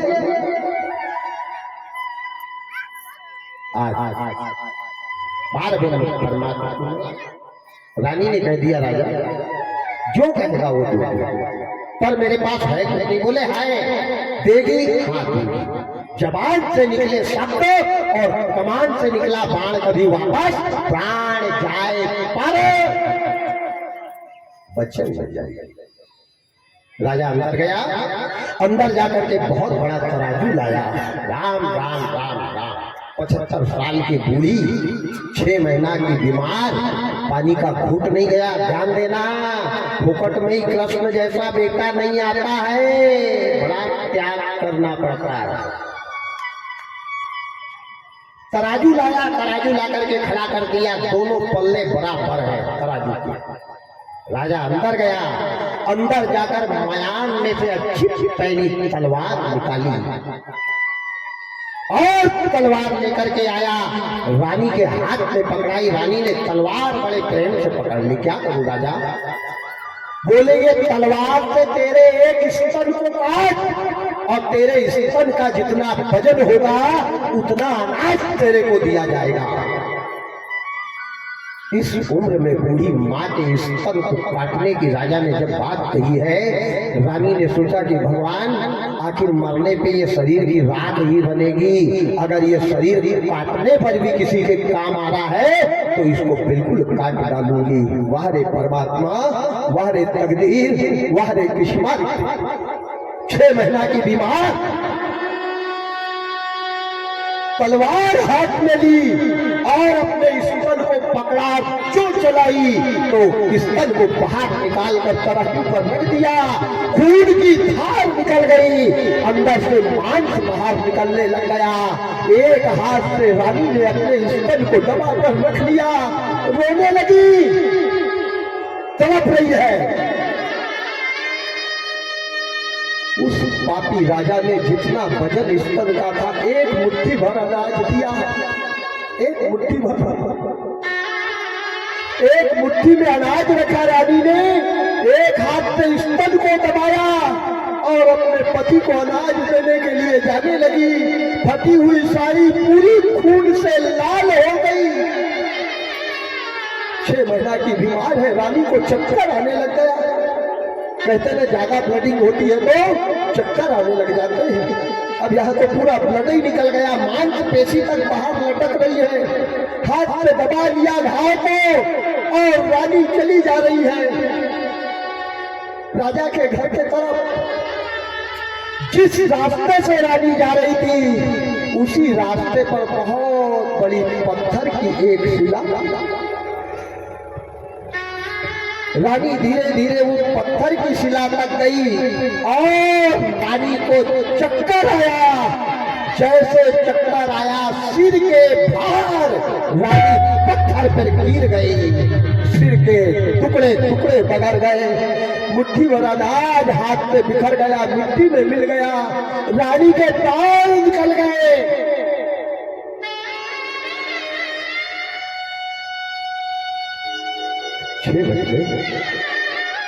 जब 6 बजे तक रानी घर नहीं गई तो द्रोण राजा ने भिखारी से कहा, बाबा मेरी पत्नी आ रही होगी, चलो अपन चलते हैं, रास्ते में उससे अनाज लेके तुमको दे दूंगा। लेकिन राजा वो रानी नहीं है, वो तो कहीं और चली गई। तू किससे मिलने जा रहा है राजा? 90 साल के बूढ़े द्रोण राजा अपनी पत्नी को गांव में आवाज दे रहे, धरा ओ धरा, धरा ओ धरा। धरा तो इस धरा पर ही नहीं है, पूरा गांव पूरा। जब पूरे गांव में नहीं मिली रानी, जिस रास्ते से रानी गई थी उसी रास्ते से आगे आगे राजा चला। पीछे पीछे भगवान भिखारी का रूप लेकर के चले। भगवान अंतर प्रेम का पहचाना, भगवान जान गए। जैसे सामने गए राजा, रानी पड़ी दिखी। जैसे रानी के करीब गए तो राजा जाकर के रानी के ऊपर लौट गया। रानी कहाँ चली गई देवी? ओ धरा, उठ जा देवी, क्या हो गया? बगल में देखा तो सिर के 4 टुकड़े पड़े हैं, मुट्ठी भर अनाज मिट्टी में मिल गया। राजा ने उसके शरीर पे जैसे हाथ घुमाया तो एक हाथ स्तन में दबा है। राजा ने हाथ को जैसे अलग किया तो अंदर से पूरी नस नाड़ी मांस के गोले निकलने लग गए। राजा ने कहा, ओ धर्मी आत्मा, किसने मेरी पत्नी के स्तन को काट डाला? अब क्या जीऊंगा? भगवान को इधर उधर देखने दिया और राजा ने इतनी जोर से पत्थर के सिर पड़ा कि राजा के सिर के 4 टुकड़े हो गए, दोनों के प्राण निकल गए। तब भगवान ने वहां इंद्र को अपना असली रूप बताया और कहा, इंद्र सत्य प्रताड़ित होता है लेकिन पराजित नहीं होता। और उन दोनों की आत्मा को बुलाया भगवान ने और कहा कि राजा, तुमने धर्म के लिए प्राण त्यागे हैं, जाओ, मैं तुमको वरदान देता हूं कि द्वापर में मैं कृष्ण बन के आऊंगा, बेटा बनूंगा वसुदेव का और नाम रोशन करूंगा तुम्हारा, तुम नंद बन के आना। ये द्रोण राजा नंद बने हैं। वो धरा देवी को बुलाया और कहा, माँ, तूने धर्म के लिए जो स्तन को काटा है, मैं वादा करता हूँ कि बेटा बनूंगा देवकी का और दूध पीऊंगा तेरा और तेरा नाम रोशन करूंगा। ये द्रोण राजा और धरा देवी नंद यशोदा बने। बोल वृंदावन बिहारी लाल की जय। ये कथा राजा परीक्षित को सुखदेव जी ने सुनाई। इस प्रकार अनन्य कथाएं हैं। सुदामा जी की बहुत सुंदर कथा है और कम से कम अधिक समय लग जाएगा, इसलिए मैं बहुत कम शब्दों में 2 शब्दों में बता दूं। गुल रहे तो गुलशन खिलेंगे और आपके आशीर्वाद से जिंदे रह गए तो फिर मिलेंगे। जितनी कथा नहीं सुना पाया इसको सुनाने का प्रयास करूंगा, अपनी अल्प बुद्धि से जितना हो सका मैंने बताया। लीलाएं तो अभी बहुत बाकी है। गोवर्धन लीला बाकी है, नाग लीला बाकी है और कुवलिया पीर का उद्धार बाकी है, वेणु गीत बाकी है। सारी लीलाओं को विराम देते हुए सुदामा चरित्र का छोटा सा किस्सा। सुदामा जी को कृष्ण भगवान ने श्राप नहीं दिया था। ये जो सुदामा जी ने चने खाए थे, ये किसी विधवा माता के घर की कमाई की मेहनत चुराई वाली चोरों ने अवंतिकापुरी में, उज्जैन में, मतलब जहाँ कृष्ण भगवान शिक्षा ग्रहण करते थे वहां फेंके थे। ये श्रापित चने थे। सुदामा जी को मालूम था कि ये चने अगर कृष्ण खा लेगा तो सारा राज्य इसका नाश हो जाएगा, ये चने को श्राप है। इसलिए अपने मित्र को बचाने के लिए जानबूझ करके कृष्ण ने, सुदामा जी ने ये चने खाए थे। ये बहुत सुंदर 3 घंटे की कथा है। इसके बाद अनन्य कथाएं हैं। कृष्ण भगवान ने सारी लीलाएं की। अगासुर, बकासुर, नरकासुर, शकटभंजन को मारा और उसके बाद में स्वयं चल करके गए हैं कहाँ? कंस के यहाँ। कंस के यहाँ जाकर चाणूक मुष्टिक नाम के 2 राक्षसों को मारा, कुवलिया पीर नाम के हाथियों का उद्धार किया, दर्जी का उद्धार किया, धोबी का उद्धार किया, यमुना जी का उद्धार किया, अक्रूर जी का कल्याण किया। जाकर के मामा कंस को ललकारा, कंस को मारा। कंस को मारने के बाद कंस का ससुर अक्षौहिणी सेना लेकर के आया जरासंध। जरासंध को भीम के हाथ मरवाया। मानधाता के पुत्र राजा मुचकुंद का कल्याण किया और दावानल से भाग करके सीधे समुद्र में कूदे हैं। वहां अपने माता पिता को कारागार से मथुरा में छुड़ाया है, नाना नानी को छुड़ाया है, मथुरा का राज तिलक किया है द्वापर का। उसके बाद समुद्र में कूद के भेंट द्वारिका बनाई है। भेंट द्वारिका के बाद में स्वयं भगवान कृष्ण ने विदर्भ देश के राजा भीष्मक की कन्या रुक्मणी के साथ विवाह किया है। इनके अनन्य संतान हुई है। इस प्रकार सारी लीलाओं का वर्णन कम शब्दों में किया। अंतिम कथा, भगवान के पैर में पद्म कहाँ से आया? ध्यान देना, बिल्कुल 10 से 15 मिनट की कथा है। भगवान कृष्ण को भी श्राप था कि नहीं? अच्छा, भगवान को आज तक कोई ने श्राप दिया क्या? भगवान को कोई श्राप दे सकता है क्या? कभी नहीं दे सकता। अरे बिल्कुल दे सकता है। भगवान कोई खेत की दाजर है क्या? भगवान को श्राप त्रेता युग में दिया था। किसने दिया था? विष्णु भगवान को। बाबा रामायण में लिखते हैं, चौपाई ध्यान से सुनना। किसने श्राप दिया? नारद श्राप दे तुम्हारा, नारद श्राप दे तुम्हारा, कल में तेरी लगी अवतारा, कल में तेरी लगी अवतारा।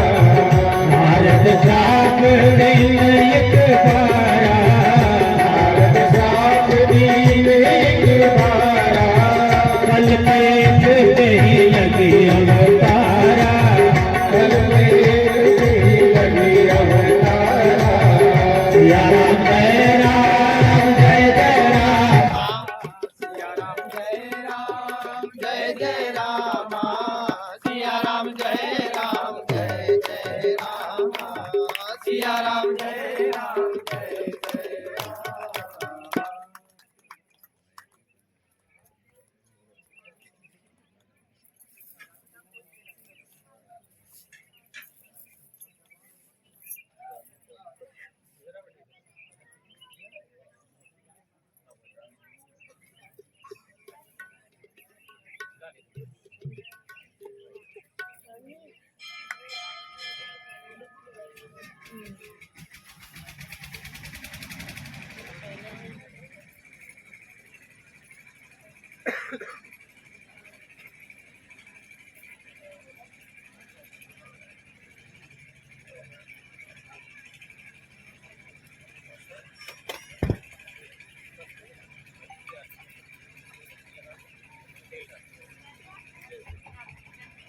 जय जय गोपाल कृष्ण भगवान की जय भगवान को कई लोगों ने श्राप दिया।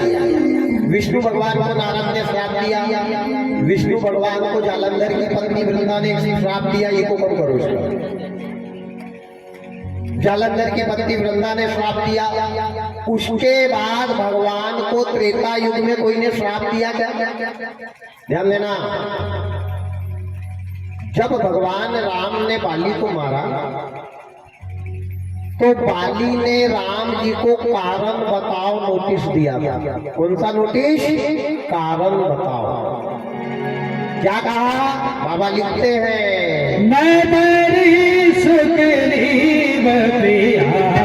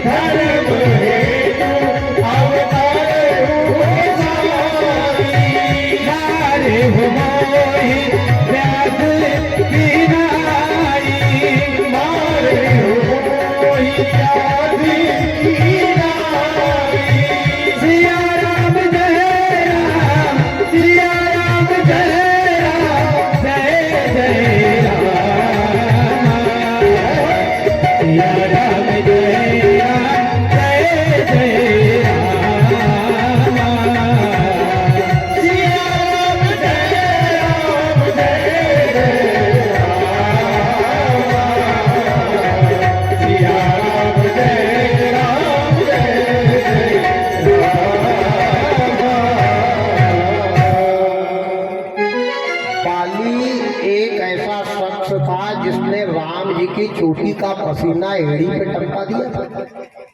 मेरे को क्यों मारा? कारण बताओ नोटिस। मैं बैरी सुग्रीव प्यारा, भाई भाई में दुश्मनी थी। मैंने तुमको गाली बकी? राम ने कहा नहीं। तुम्हारे रास्ते पे काटे गाड़े? बोले बिल्कुल नहीं। तुम्हारी चुगली करी? बोले बिल्कुल नहीं। फिर मेरे को क्यों मारा? धर्म हेतु अवतरे हूँ गोसाई, मार ही मोही व्याध की नहीं, शिकारी की तरह। और मारना था तो सामने आकर के मारना था, छिप करके कायर के जैसे मारा। कारण बताओ तब आगे जाना, नहीं वापिस अयोध्या जाओ अगर सच्चे छत्री होंगे तो। राम जी की हलक में आ गई थी, पर राम जी ने अपनी बाजी रखने के लिए कहा कि तेरे को इसलिए मारा कि अनुज वधू भगनी सुत नारी सुन सठ कन्या समये चारी, इनहि कुदृष्टि बधे जो कोई तिनहि बधे कछु पाप ना। अनुज वधू भाई की पत्नी, भगनी बहन, सुत नारी बहू, इनको कोई गलत नजर पे देखता है उसको मारने में पाप नहीं है। तूने सुग्रीव की पत्नी को रख लिया है, छोटे भाई की औरत को, इसलिए तेरे को मैंने माना। भगवान को चुप कर दिया बाली ने। हो भगवान चुपचाप रहना। ये जो तुम कानून का संशोधन कर रहे हो ना, ये मानव जाति पे लागू होता है। हम है बंदर भालू। हमारी बिरादरी में भाभी कौन होती, बहन कौन होती, माँ कौन होती, ये सब नहीं जानते। तब राम जी का सिर नीचे झुका है। राम जी ने कहा बाली तेरे साथ सही में मैंने गलत किया है, लेकिन अगर आज मैंने तेरे साथ गलत किया है तो द्वापर में मैं कृष्ण बन के आऊंगा और तू भील बन करके आना। जैसे छिपकर मैंने तेरे को बाण मारा वैसे तू मेरे को बाण मारना। जो जस करहि सो तत फल। फिर पंडित हो नहीं, भगवान हो नहीं, पुजारी हो, किया है तो फारा। ये कर्म भूमि है प्यारे, यहाँ कर्मों का फल भोगना पड़ेगा। ये वही पाली भील बन करके आया, भगवान के पैर में पद्म दुर्वासा ऋषि की खीर के लगाने से हुआ। ये भी एक कथा है, दुर्वासा ऋषि के खीर के प्रभाव के पैर में पद्म बना है। इसके बाद ग्वाल वालों को जब अहंकार हुआ, संतों की परीक्षा ली थी। संतों के सामने कपड़े का गट्ठा बांध के एक सांब नाम के लड़के को ग्वाल बाल साड़ी पहना के लेके गए, पेट बड़ा कर दिया और महात्माओं से पूछा, बाबा इसके पेट में लड़का है कि लड़की? उस समय वो सोनोग्राफी नहीं होती थी, संत लोग आंखें बंद करके सोनोग्राफी बता देते थे कि गुड्डू है कि गुड्डी है, समोसा खाया कि आलू भूटा खाया है। ये उस समय भी सोनोग्राफी हुआ करती थी, लेकिन ध्यान मार्ग से, योग मार्ग से। संतों ने नेत्र बंद किए, सप्त ऋषि ने जो देखा कि राम राम राम राम राम, इसके पेट में तो न लड़का है न लड़की है, कपड़े का गट्ठा भरा हुआ है और ये लड़की नहीं है, ये लड़का को लड़की बना के कपड़े से पेट बड़ा करके मेरी परीक्षा लेने आए। तब संतों ने श्राप दे दिया कि इसके पेट में लोहे का मूसल जन्म लेगा जो तुम्हारे विनाश का कारण बनेगा। वही मूसल नंद बाबा ने निकाला है, उसको बारीक करके समुद्र में फेंका है। कुछ कण समुद्र के किनारे आए जिसका एक पेड़ बना बिना गांठ का, अगर उस पे से आप चले जाओ तो पैर ऐसा कट जाता है पर जरा भी पता नहीं चलता, खून बहने लगता। एक धारदार घास है जिसमें एक भी गांठ नहीं होती है। सरोवर के किनारे कुछ यदुवंशियों ने वो पेड़ उखाड़े, उससे एक दूसरे को मार मार के मरे। एक इतना बड़ा लोहे के मुसल का टुकड़ा बहता हुआ समुद्र में गया, मछली ने निगला, मछली को मछुआरे ने पकड़ा, मछुआरे ने बाजार में बेचा, बाजार में राजा ने खरीदा, राजा ने खाने के लिए मछली को काटा तो उसके पेट में वो लोहे के मुसल का टुकड़ा निकला। वो राजा ने वो लोहे के मुसल का टुकड़ा जंगल में फेंका। जंगल में पूर्वी जन्म का बाली भील बन करके घूम रहा था, वो भील ने लोहे के टुकड़े को उठाया, उसका फन बनाया, बाण में लगाया। अंतिम समय कृष्ण भगवान ऐसा पैर करके बैठे हैं और उनके पैर से पद्म का जैसे प्रकाश निकला, भील ने बिना विचारे जो बाण छोड़ा तो बाण जाकर के सीधा भगवान के पैर के पद्म में लगा।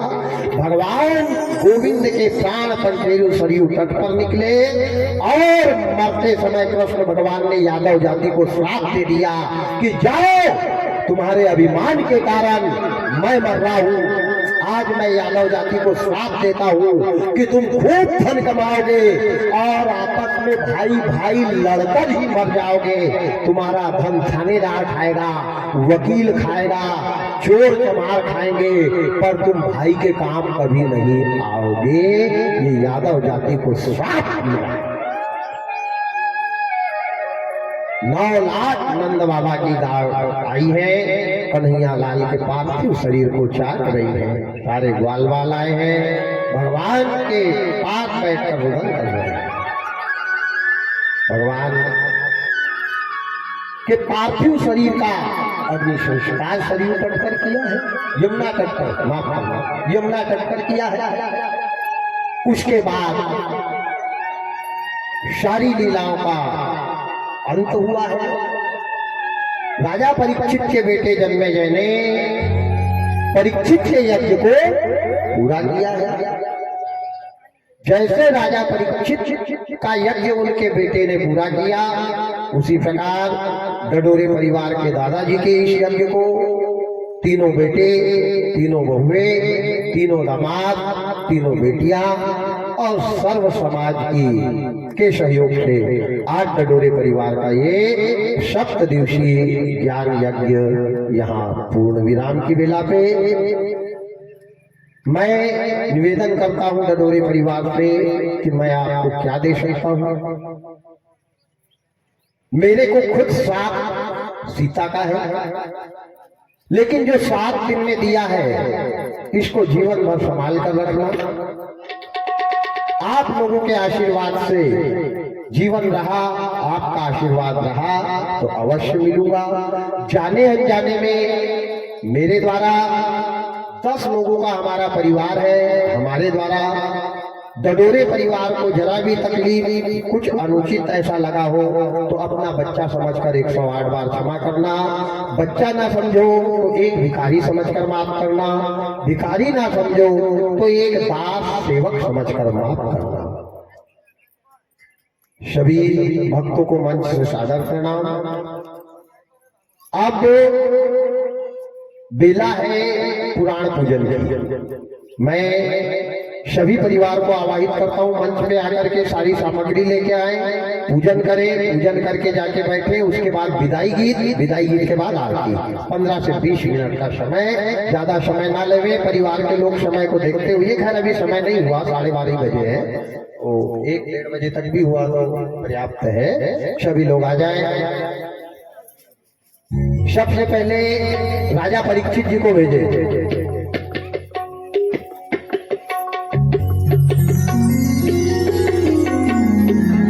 स्वरूपाय सरस्वती समाहिता श्री गुरुदेवाय श्री शिव पार्वती सहितम त्रिगुणात्मकम शक्ति स्वरूपाय परब्रह्मा विष्णु महेश्वराय हरि ओम। अब तक 3 बार सभी लोग अपने मन में विष्णु विष्णु विष्णु बोलो।